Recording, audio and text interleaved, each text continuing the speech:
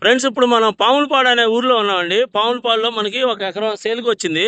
ఇదిగోండి మీరు చూస్తున్నది. అక్కడ ఆవు ఉంది కదండి, ఆవు పక్కన గట్టు ఉంది కదా, ఆ గట్టు దాకా ఆ చివరి నుంచి ఇదిగోండి ఇది మొత్తం.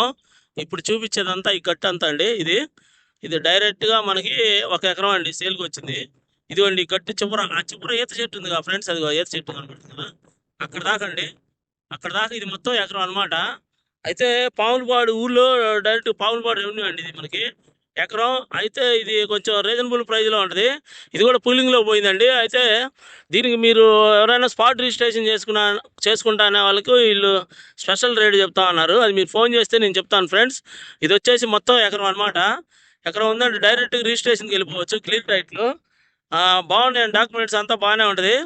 అయితే దీనికి మనం ఎవరైనా సరే ఒక ఎకరం కొనుక్కుందాం తక్కువ రేట్లో అనుకునే వాళ్ళకి పాములపాడులో ఇది ఒక ఆపర్చునిటీ అండి. ఎకరం ఉంది కరెక్ట్గా. ఇదిగోండి మొత్తం ఈ దున్నిన వరకు అనమాట. ఈ దున్నిన అంతా పొలం అండి, ఎకరం పొలం. ఇదిగోండి డైరెక్ట్గా చూడండి ఫ్రెండ్స్, ఇది ఆ చివరి దాకా అండి మొత్తం. ఇది మీకు ఫోన్ చేస్తే రేటు చెప్తాను. మొత్తం ఇది పూలింగ్లోకి వెళ్తే మీకు 1250 గజాల దాకా వాళ్ళు ప్లాట్ ఇస్తారు కదండి. మన పాములపాడు రావెల ఇటంతా పొన్నుగల్ ఇటంతా గ్రామ సభలు జరిగినాయి. అది ఫ్రెండ్స్ దీని గురించి. ఇంట్రెస్ట్ ఉన్న వాళ్ళు నాకు ఫోన్ చేయండి. ఎకరం పొలం ఇది అమ్మకానికి ఉంది.